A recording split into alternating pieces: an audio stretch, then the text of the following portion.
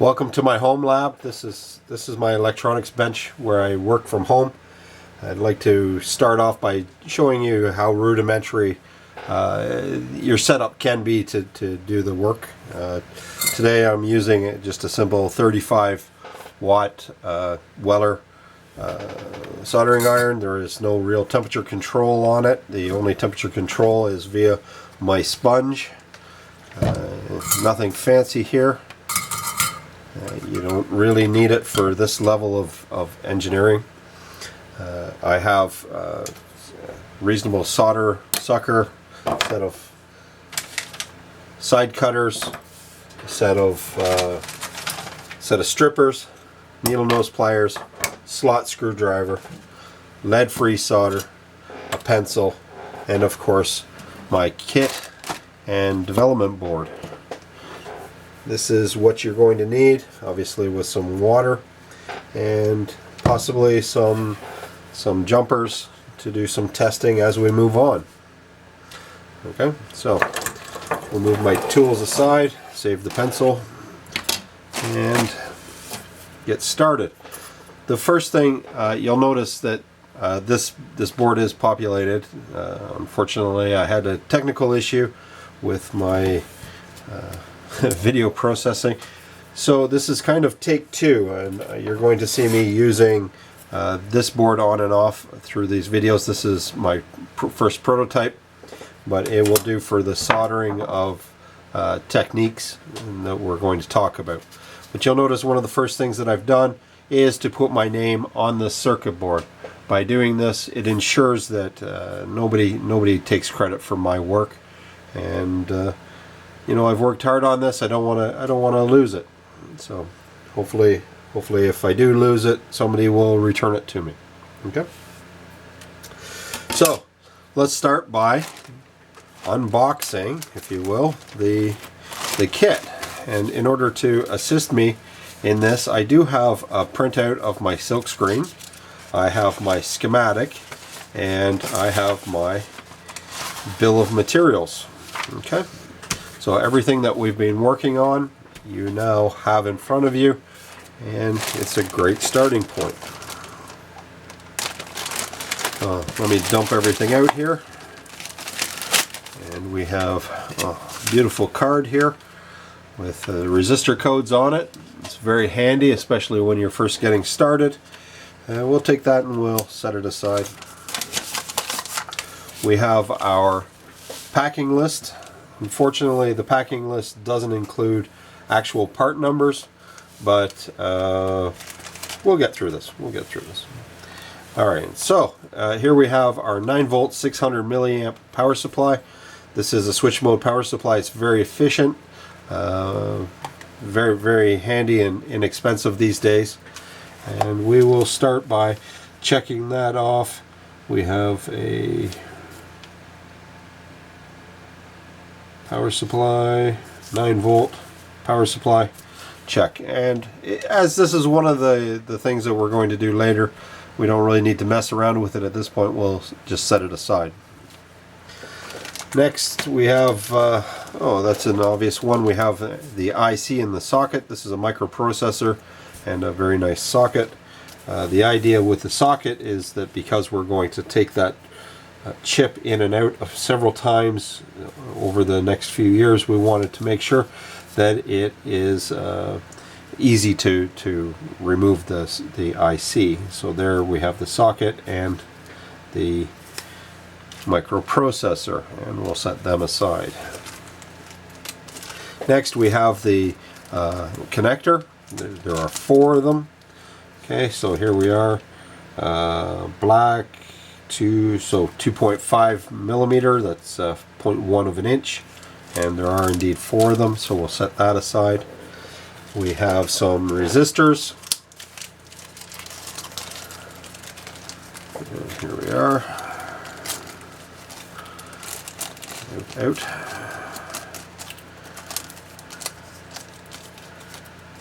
And of course they never come out of the package nicely, do they?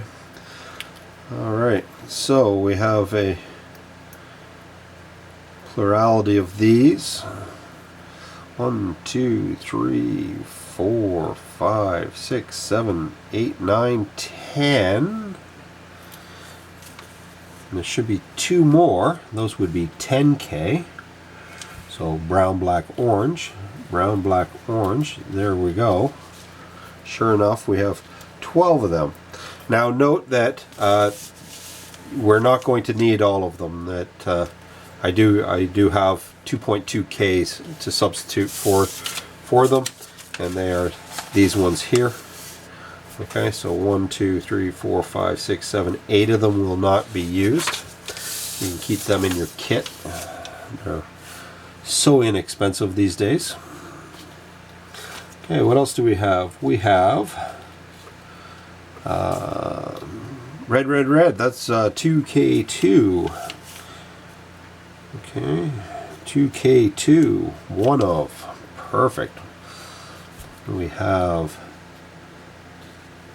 1, 2, 3. Brown, blue, brown. That would be 100 or 160 ohm. There we go. We have orange, red. Right, so that is 330 ohms. Yes. And what else do we have? Orange, black, 33. Hey, the gang's all here. Okay.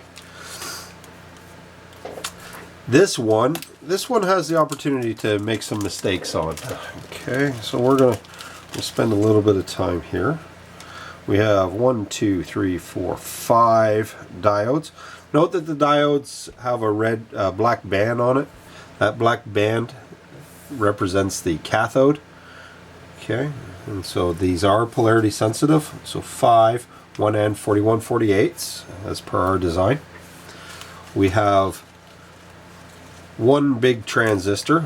Okay, this is our PNP transistor right here in the TO126 case. We have 3 devices here with the TO92 case, and this is where the opportunity to make a mistake absolutely is present. Okay, so we're going to be very careful where we put these and how we insert them. So the first one that I have here, let me get it under some light, is a transistor. It's the NPN transistor. So we'll give it a check off here. Transistor.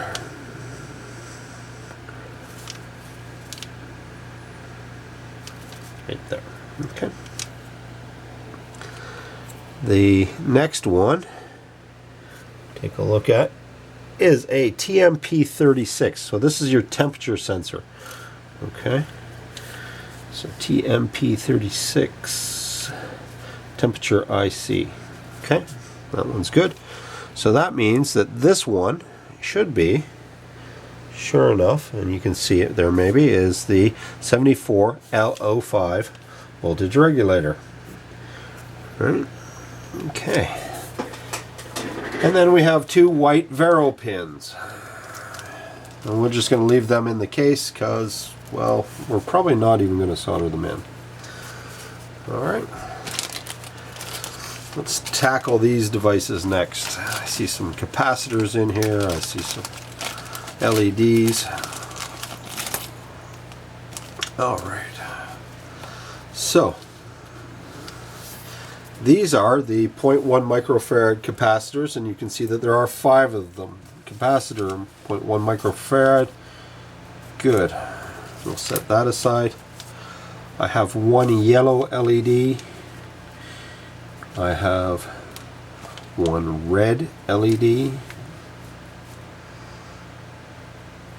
And 2 green LEDs. So we're good. I have a capacitor. This capacitor is 35 volts, 100 microfarad. Now it says on here that this is supposed to be a 50 volt but as we are only seeing 5 volts on it, we're going to accept it today and say it's sufficient. And then we have the big capacitor. This one is 2,200 microfarads at 50 volts, and it does match. Okay. And the last bag, the miscellaneous bag. It's always good fun to see what we find in miscellaneous bags. Okay, so I have one rotary encoder. Now notice that this rotary encoder only has 3 pins and the two toggles, or the two locking positions. I have purchased for myself the proper one, and I apologize that you guys don't have it, but you can feel free to purchase it if you wish. And it has 2 more pins on it. What this does is this is for the switch. Okay, it's not overly critical that you have this, but if you feel that you want to go out and purchase one, the code that we have used in our design is indeed this one. So later in the videos, when you see me soldering this one in, you know why. It's because I went and spent a little extra money on that. Okay, so rotary encoder is good. We have one shorting jumper. You should receive from me at least 1, if not 2 more. We'll set that aside. What's left? We already checked off those resistors. One header, okay, which is this guy. This is going to be to bring the power onto the circuit board. We have one connector housing. That's good. And we should have, if I didn't already check it off by accident, oh right, 2 Molex connectors here. Now the Molex connectors and this end are what we're going to end up tagging onto the end of your power supply to bring power on. But I'm satisfied at this point that we have all of the components necessary to populate our circuit board. Right, so first thing we're going to do is we're going to populate our LED section, and I want to show you a little trick that I've come up with some time ago, and that's how to bend the leads of a device that is smaller than that on the PCB. And these glass diodes are a perfect example. This one I'm going to use an LED or a diode and a screwdriver, and just by holding it with my thumb I'm going to bend it over at about the right width for the device. Now this is a development board prototype, which I used a much larger footprint than was required, but as far as soldering techniques and assembly, the process is the same. Yours is going to be a little bit smaller, and we'll get you in here. There we go. And again, note that the black line denotes the cathode, and I've already populated the 4 that make up the bridge rectifier, and we're going to be extremely careful to get the polarity correct on them. And so now I have my soldering iron, and make sure that its temperature is satisfactory, and I'm going to start soldering.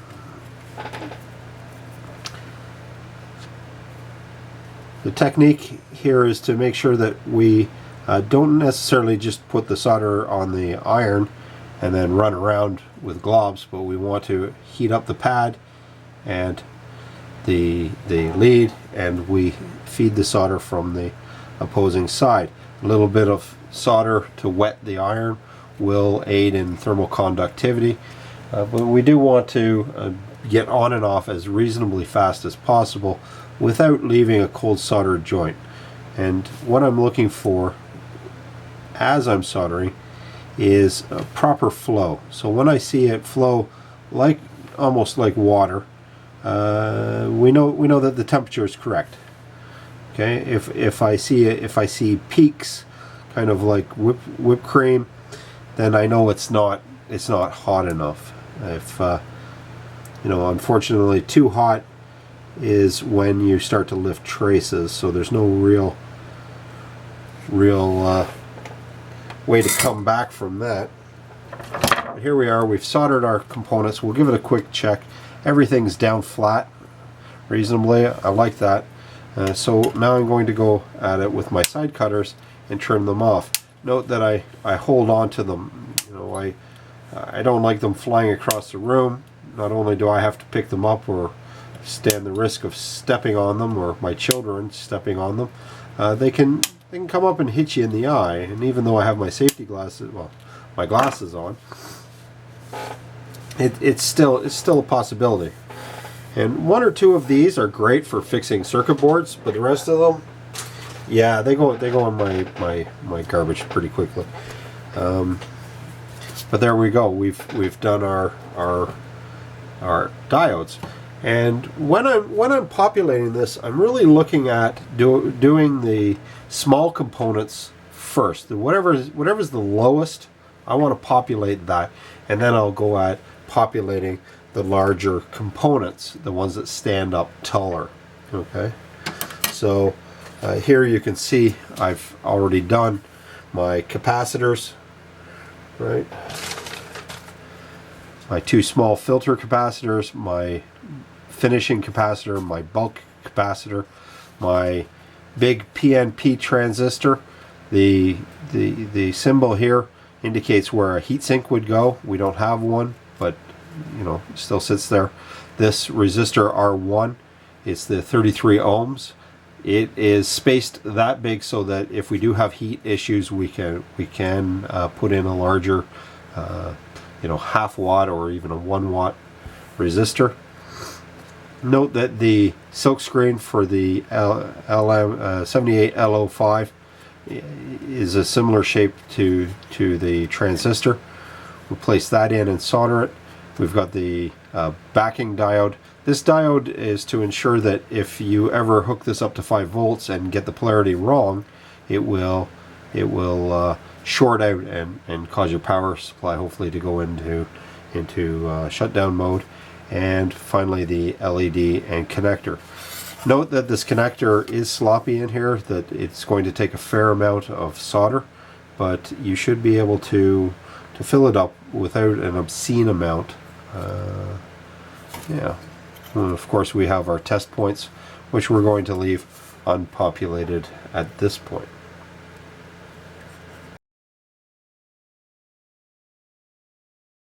As you're working, so why not have it here? And nobody wants their mom yelling at them for messing up their table, right? So here we go. That one's in. Good enough. We're going to place the second one, which is our main power jack. This one's really loose. Lots and lots of space around it. So you're going to need a fair amount of solder. That said, you don't need to go hog wild. You know, you see it flow nicely. Let me try doing this the other way so that perhaps you can see it a little bit better. And when you have multi-pin connections like this, it's always a good opportunity after you solder the first one to check that it's right. If it's not right, you can simply warm it up and adjust it. But here we go. We're going to do a second one. Again, notice I'm basically heating from the one side and running the solder into the other, and that's just the flux boiling off there. It all seems good. Sorry, I should put the camera on the other side, but the lighting is horrible. There we go. Next tallest component is our 78L03, and the silk screening is nice. It gives us the opportunity to see how that goes in, and we don't want to stuff it all the way down. We're going to leave it standing up a little bit proud. The reason for that, one is the spacing, two is the added heat dissipation. The leads actually do help cool the part. And so here we go. This won't take long. 1, 2, and 3. And if you're wondering what I'm looking for there, I'm looking for the solder to actually flow and create a nice little puddle. Okay.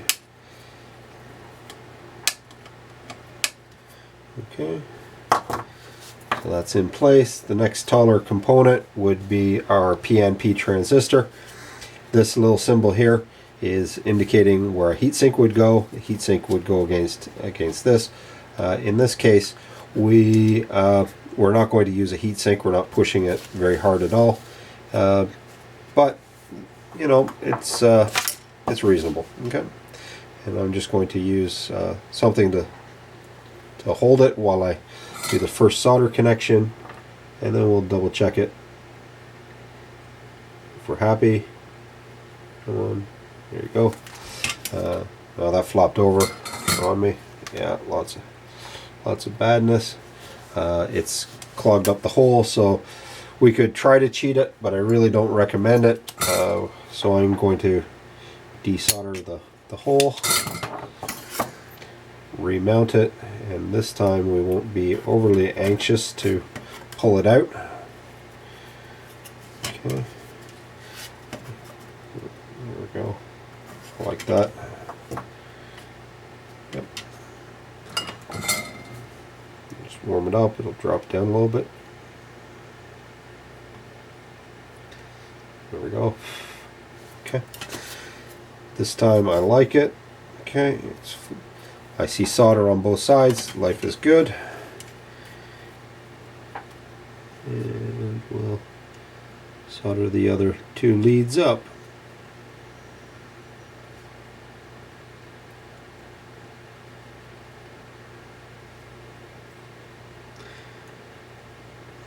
There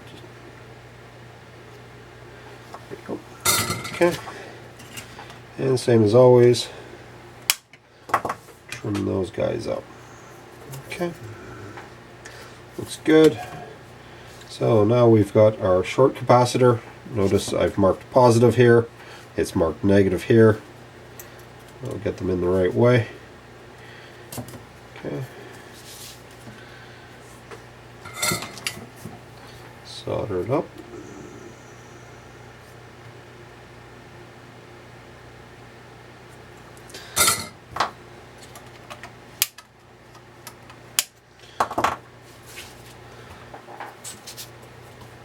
And finally, the big guy. Now once you solder this, notice how big it is. It really is a monster.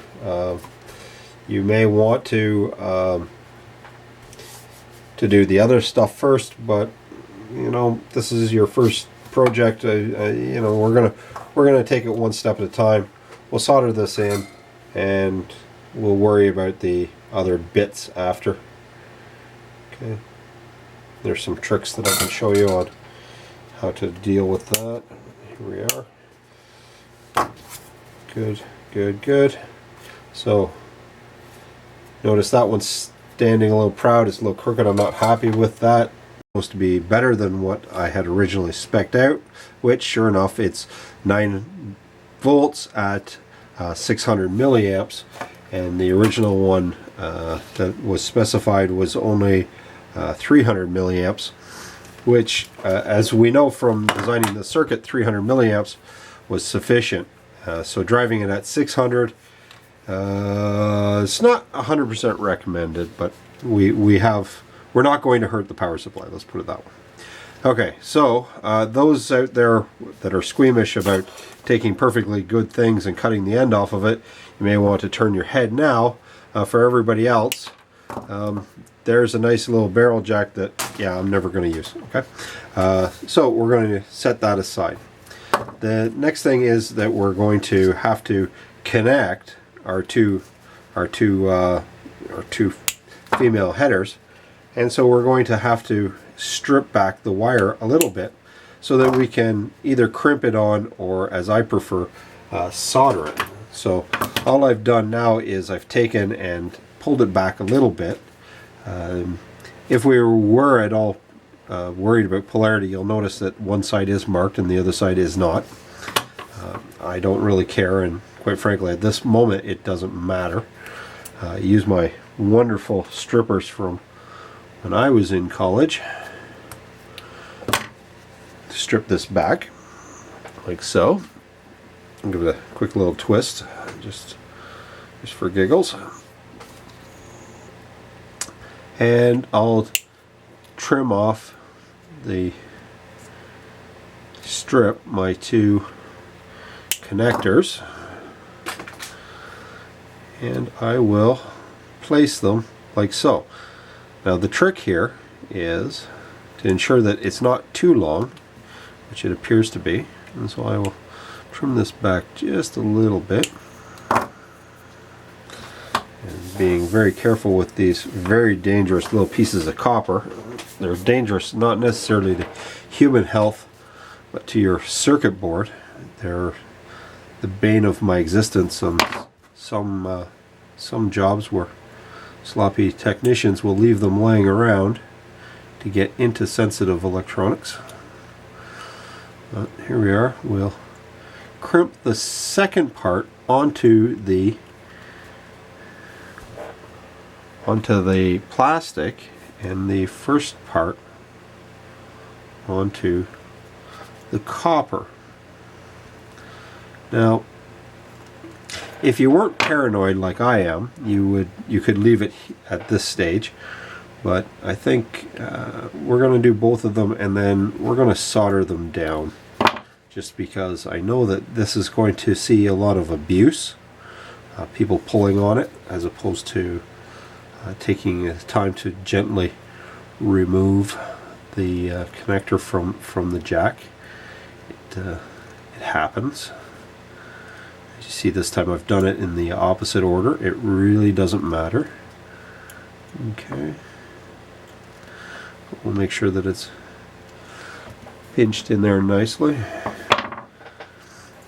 And I'll just set it here. And again, make sure my iron's not too hot. We'll give it a quick little solder. It doesn't need a great deal, just to again ensure that it doesn't get away on us.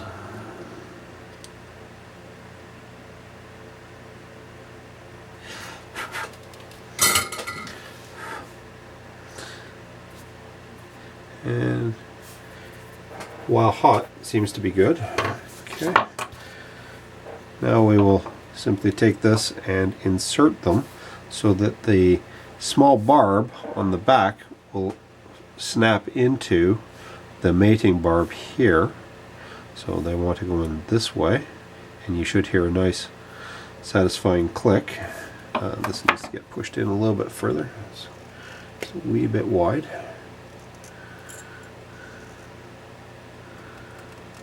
Okay.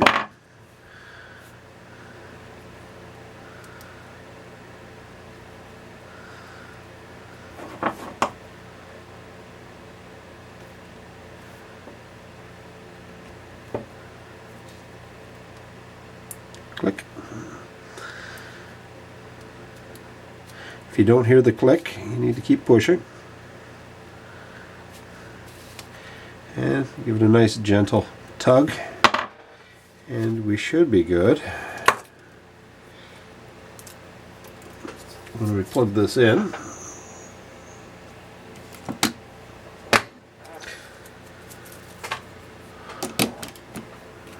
double check. We have our 9 volts.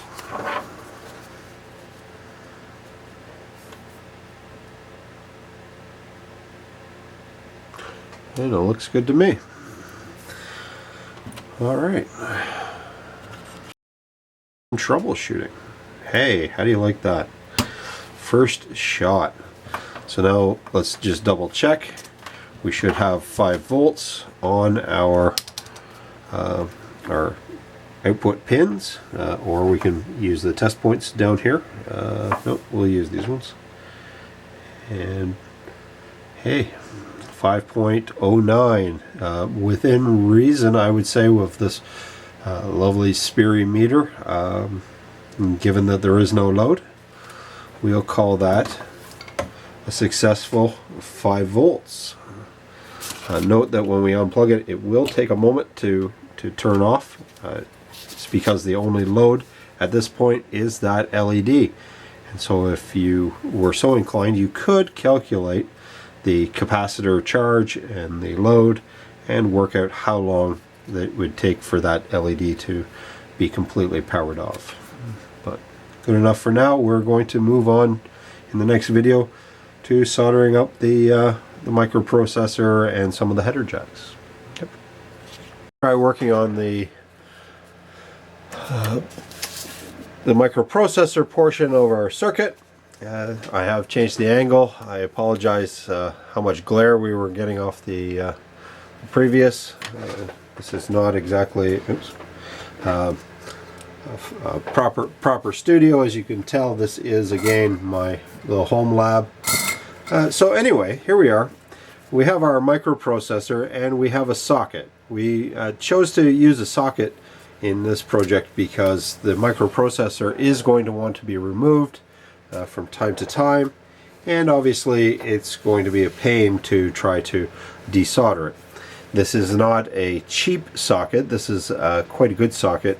One of the things that's a feature on it, you'll notice that the pins are kinked. The kinked pins help us to install it and have it not come out. So the first thing that I want you to notice is on the silk screen there's a little tab in at the top, and there's a tab on the socket. You want to make sure that they are aligned. Okay. Now I find it helpful to get one side in and the other side to line up, and it shouldn't take much pressure at all, and it should snap into place. Once it's snapped into place, you'll see that the pins are all nicely exposed and it doesn't come out. It's really helpful having those kinked pins. When we do get around to installing it, you'll notice that the top of the IC also has the same notch. So this is a great alignment feature, and hopefully with this new perspective here we'll be able to see a little bit better my soldering. And let's try zooming in a little bit here. Try not to make you seasick as we're moving around. There we go. And I have my solder. And I'll cool my iron off a little bit, make sure it's nice and clean. Reasonably fine tip, you'll notice. And here we go. So I'm going to start at the top, and just a little, yeah, let's actually do the proper chip. Okay. Try to get this so that you can see it as well as me. Okay. The solder mask really helps on these so that the solder doesn't flow all over the place. Do note how small these traces are. You want to be careful not to be on them too long, and if you notice you're getting too much solder, feel free to clean it off and continue soldering away.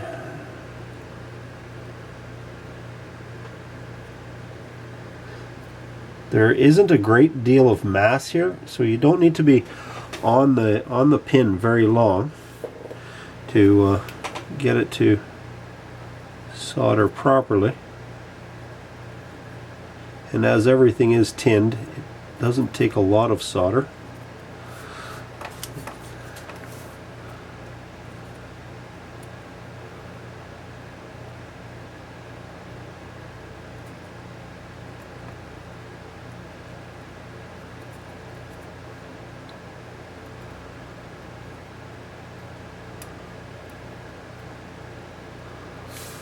There we go. And we'll give it the once over, make sure everything is on there well. And of course, if we were to plug our IC in at this point, it wouldn't work for many reasons, including the fact that we haven't put any jumpers in to power it up. Secondly, there's no processor, and last, and we all remember this from doing our simulation, we haven't put in the pull-up resistor R4 yet. Okay, very important. So Come back for the next video and we'll populate the 3 LEDs, the transistor, the 2 resistors, and the capacitors. Okay, here we are. We've got, I've just straightened out the pins a little bit. Put in C18, which is our 0.1 microfarad capacitor. Excuse me. I'm going to take one of our 10K resistors. Here we are. Grab a 10K. We'll need that for the pull-up for R4. We'll give it a quick little bend here.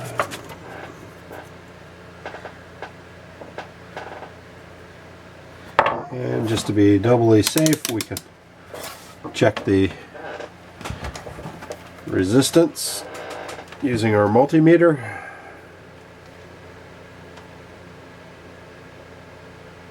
Sure enough, 10K. And so we'll slide it into R4. R4.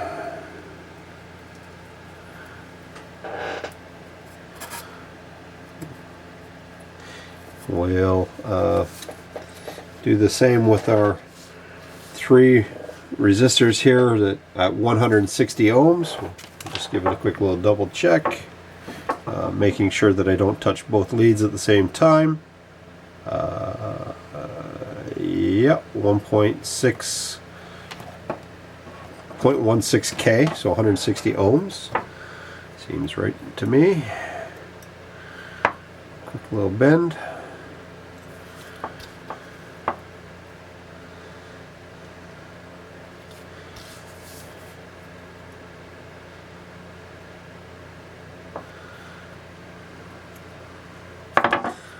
We'll drop them in. We're looking at R9, R10, and R11. R9.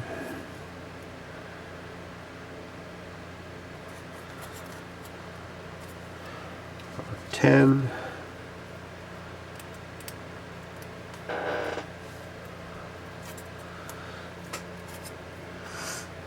And R11.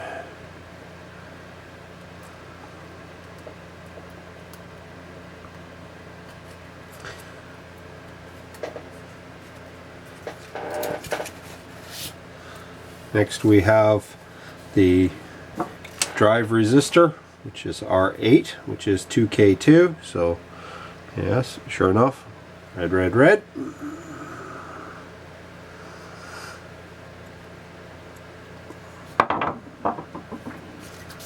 We'll slide it in R8.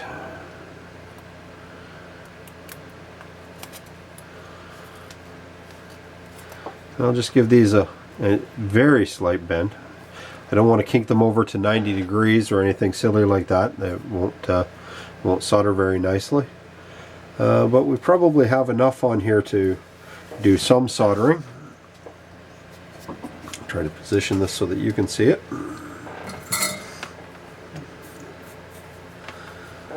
Okay. And we'll start soldering.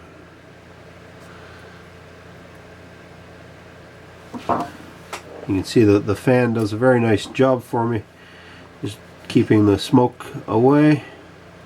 Again, it's lead-free solder, so I don't need to worry about poisoning my children. It's just not very nice to have it rolling up in your eyes. Preferably you have a window open or some ventilation. I have yet to purchase my filter, but it is something intended in the near future. Okay.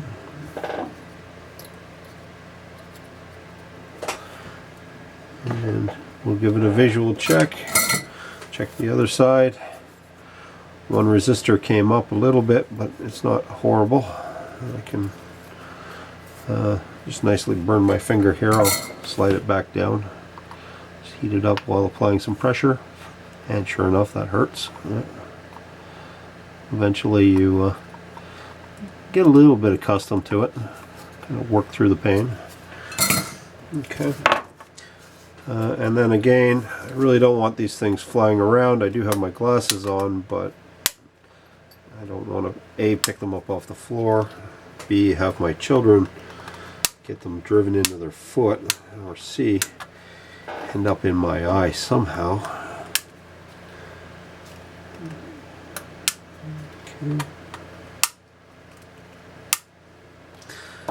Okay, so that's good. I'm happy with that. Next thing we're going to do is place the transistor. Again, the footprint is not perfect on these, and you know, I didn't bother using the other transistor package because I kind of like this setup anyway. It gives it a little bit more cooling. So again, we'll just flip it over. I'll solder those guys.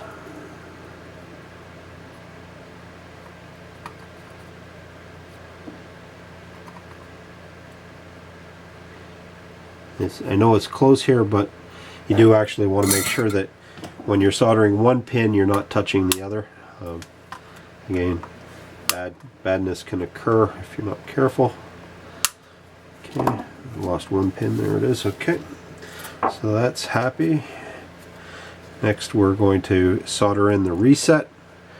This is one of those things that you hopefully don't need to use often, but when you do, it's nice to have it accessible as opposed to trying to drive a set of jumpers in, because when you start doing programming, you'll find that you'll want to hold it in reset from time to time.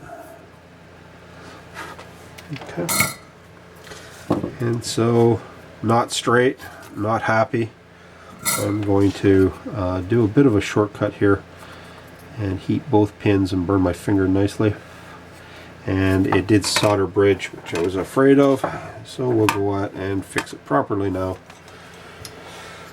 which we should have done in the first place. Okay, so very quickly on and off. So it's reasonable. I don't have a solder bridge, and life is good. Okay, so now we're left with the diodes. So again, we have a plus here. We're going to line the plus up with the long lead, or not the flat on the diode. And so we want D9 to be the red and D7 to be the green. So D7 is on the top. So I'll place it there. Okay. I'm going to double check. Yeah, I got it wrong. And if you look very carefully, there is a plus symbol there. If I paid more attention to. Yellow, and finally red. And I'm going to give them a little bend so they don't fall over. Okay. Not quite in all the way, but that's fine. What I'm going to do this time is I'm just going to solder one lead of it, and then I'm going to ensure that they're positioned the way I like them. Because it's a touch point, it's something people are going to be looking at. I want to make sure those are flat and square and as pretty as possible. So here we are. I'm going to heat it up and push it in place, let it freeze, and we're good to go. There we go. You hear it snap into place. Okay, so now we look at it. They are sitting there beautifully flat, square, gorgeous. Okay, so now we can go ahead and solder the other lead. Incidentally, the leads on these are as long as they are for a couple of reasons. One of them is for heat sinking during soldering. One thing you don't want to do is overheat an LED. Okay.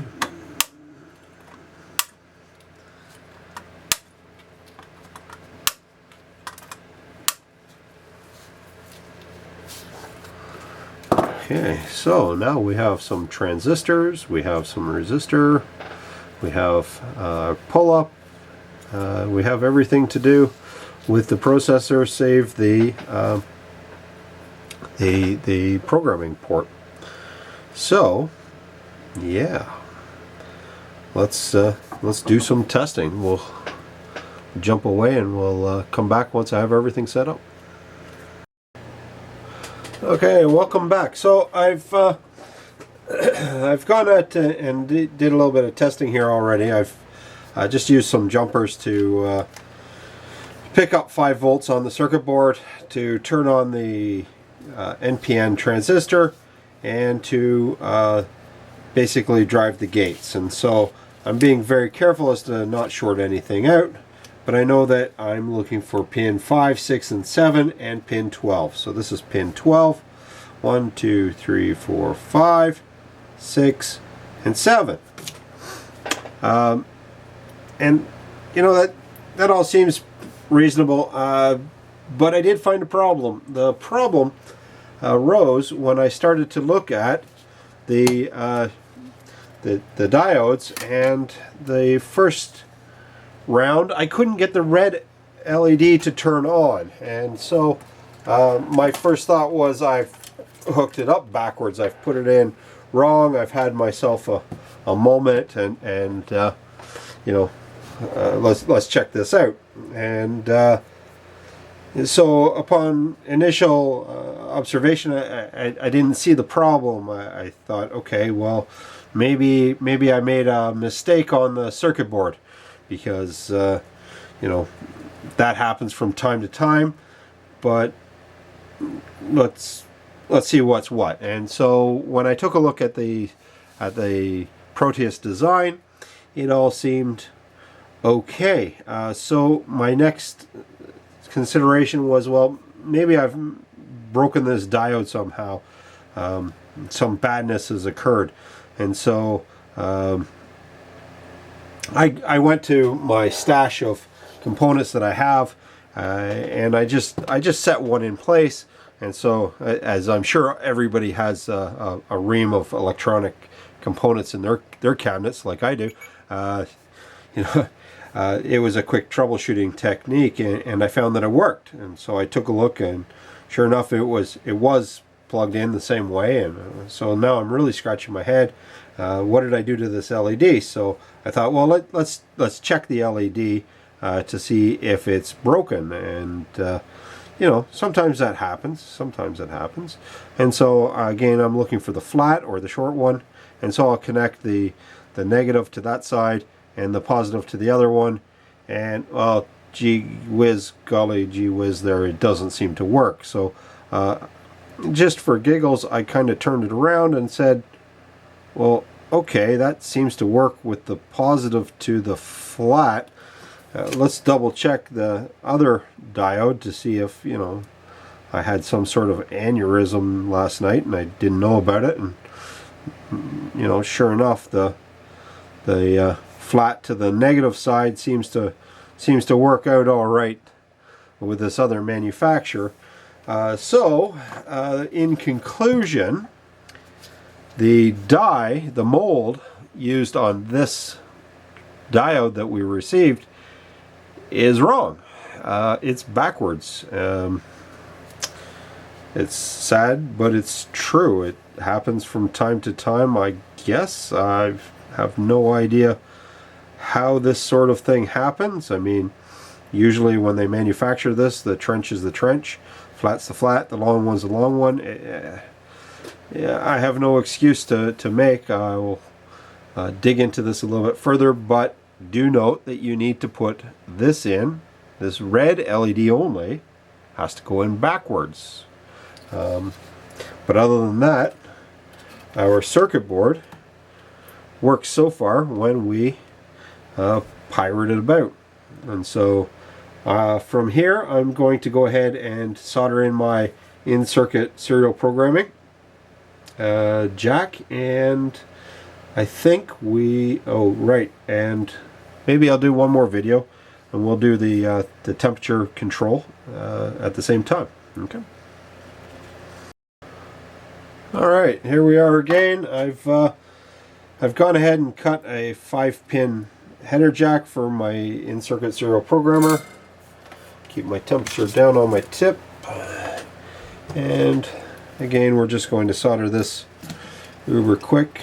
I'll do the first one, check my alignment, because again, this is a touch point with lots and lots of use and opportunity to have people see it. So there we go, that one's all nice. We'll solder the other 4.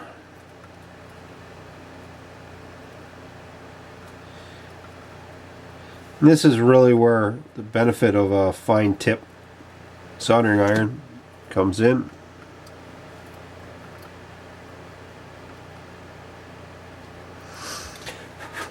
Okay, so that's done. We're going to go ahead and I've straightened out the pins again on 2 of these. I'm going to slide one into the capacitor C20 beside the Pro Micro header, which you'll receive later next year. Okay, I'll slide that one in, and I will slide in, and I'll just double check that it does indeed say TMP36, and we'll connect that up, and I'll leave lots of transistors sticking out. I'll just slide this over nicely and make sure that my capacitor isn't going to go anywhere. Okay, looks good. Just use my screwdriver here as a base. You guys can see that. Unfortunately, I left my HDMI to camera jack elsewhere, so I can't see exactly what you guys are seeing as I'm soldering here, but wobble wobble. Okay, we get the last capacitor.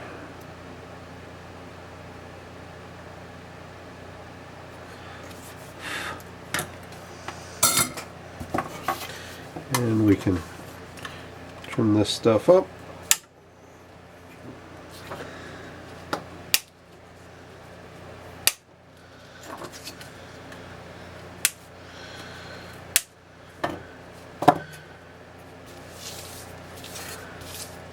Okay.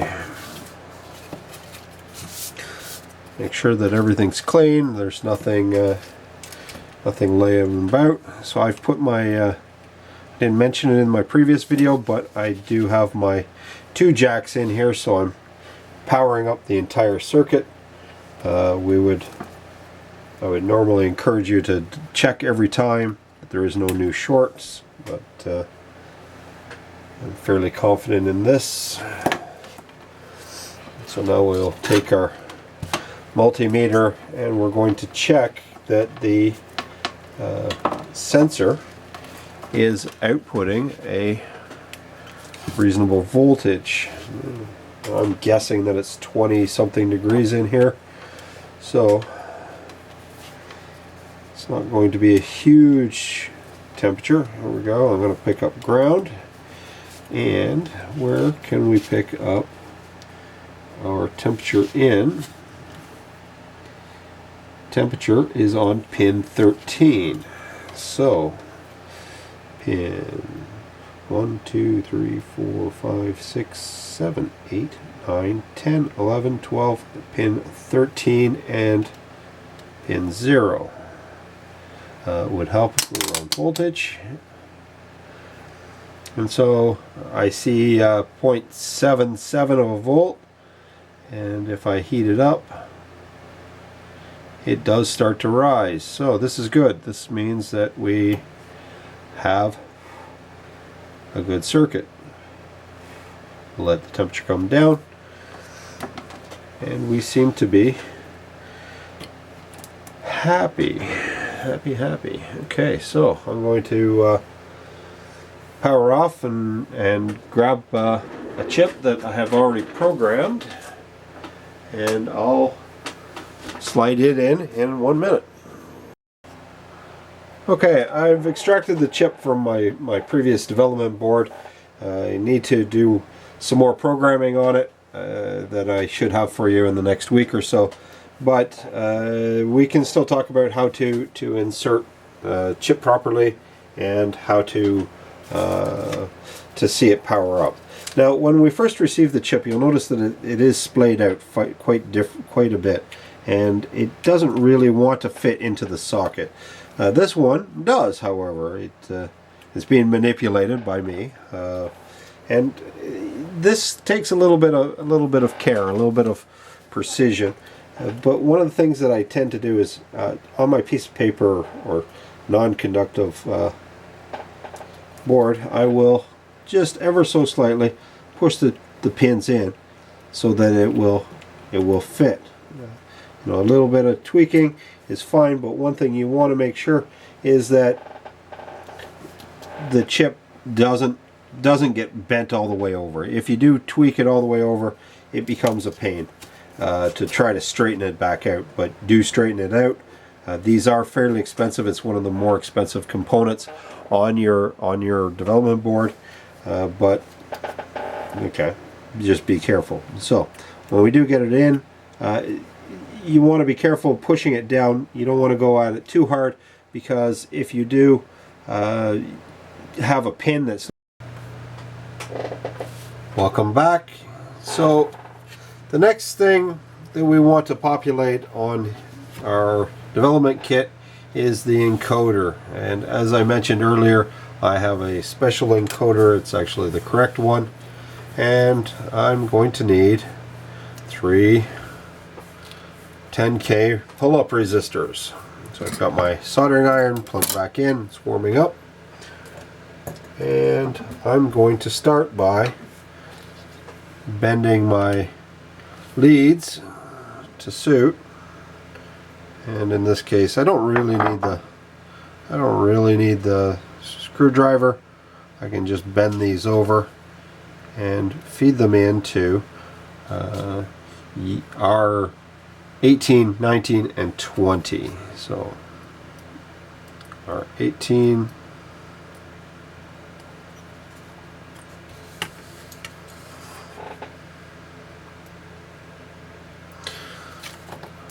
our 19,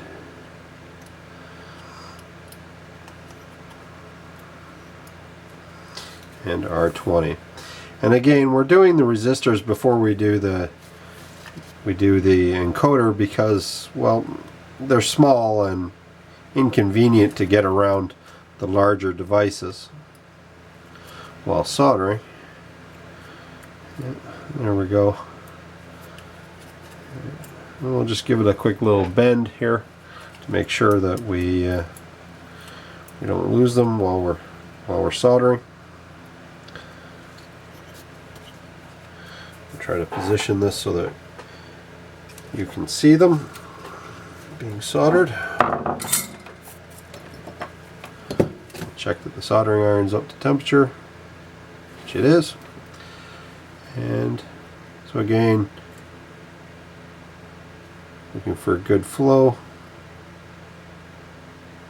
More melting on the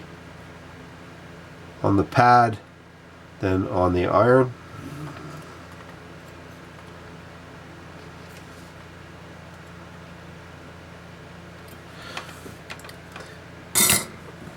Now, in the old days, if we were soldering with lead-free solder, we'd be looking for them not to be shiny, or looking for them to be shiny, not dull like this. This is definitely leaded solder. You can tell it's not very shiny, but it does solder up nicely. The trick perhaps is to ensure good solder and good technique. Okay, so we see no bridging, no gaps. This one looks a little bit funny. I'm just going to touch it again with the soldering iron. And yeah, it's good. And all of my resistors are down flat. It doesn't really hurt them to be lifted up a little bit, you know, like this one. But, you know, you don't want them sticking up too high. Next we'll try to fit our encoder in place. We'll start with the delicate legs. This has been rattling around in my briefcase for the entire semester, so it's a little bit banged up. Here we go. Slides in, and those legs, those locking legs, do their thing. We could have through plated them and soldered them, but I don't feel it's necessary for this kit. It's not going on to Jimi Hendrix amplifier, so it's going to be okay.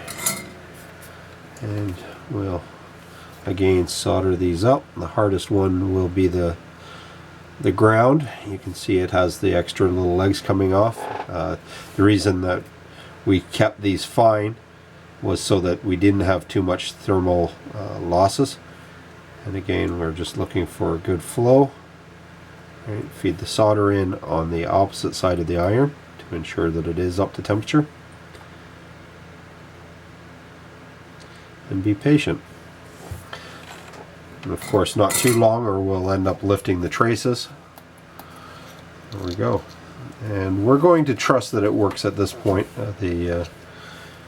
To properly see it, we're going to have to hook it up to an oscilloscope, which I don't have here at home, or actually get the microprocessor running. And well, I don't feel like doing that tonight, that's for sure. And I think we're pretty much set to go with our development kit. Like I say, this is reasonable, and I would feel comfortable submitting this for my first project, that's for sure. Okay, thank you.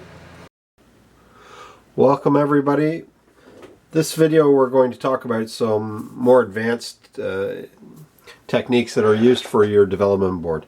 You'll see here that I've wired up our display. This is an I2C display. It's connected to our output here, and we'll talk in class about how to actually run the wiring for this. And you haven't received this yet. You can purchase it if you wish and play with it over the summer. But I have populated the in-circuit debugger. Now, available from Microchip is a software that is their integrated programming and integrated design environment. Today I'm using the programmer because I wrote a program using a different language than the Microchip version.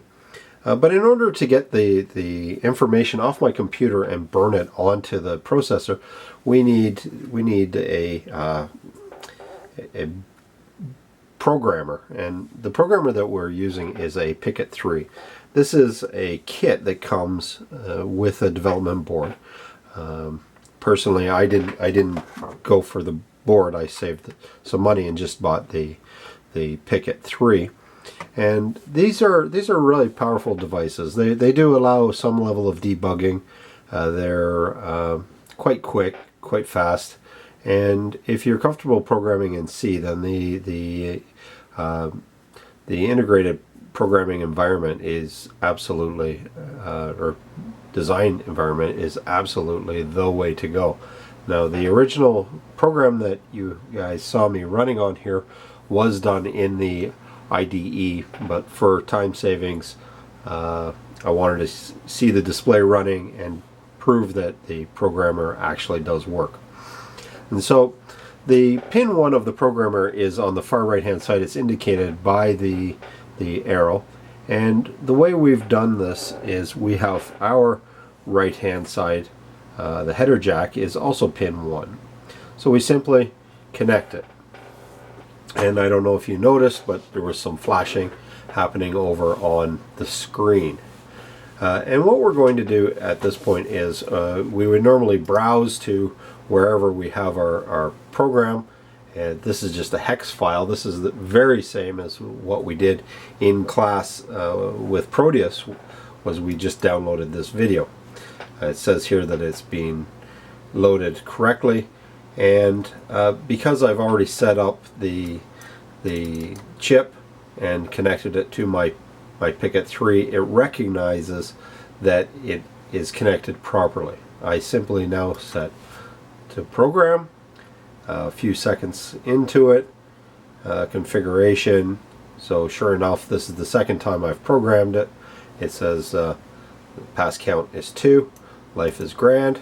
I unplug it, and by unplugging it, I remove the reset pin, and it now runs. You'll notice that it says that this is Durham College. It's 21 degrees Celsius in here, and my LEDs are flashing away happily. If I warm this up, the temperature does change. This is a very rudimentary program. It's not intended to be sophisticated, but it does prove that indeed the I2C bus is running.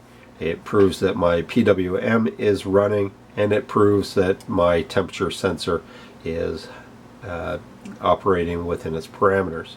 This is the program that we will use, or one very similar to it, to test your board for functionality. If we plug it in, we program it, and it doesn't make the flashing lights and say something about Durham College and the temperature, then we'll have to go at repairing whatever malfunctions we have on the circuit board. But this is a successful test. Thank you.